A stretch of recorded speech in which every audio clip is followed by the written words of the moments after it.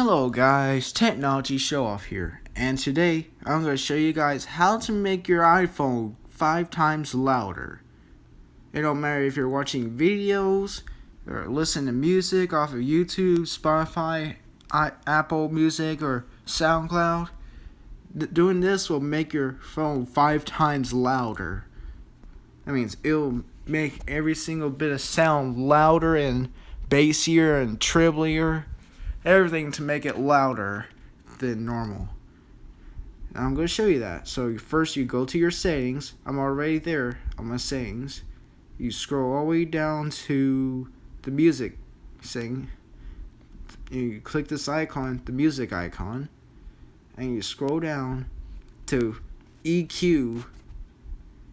And by default, if you don't mess with your equalizer, it'll be set to off.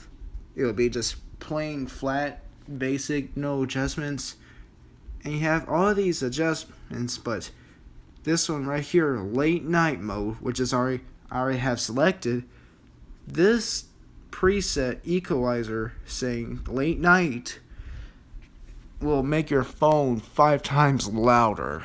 Like, it will actually make it louder by selecting late night on the equalizer.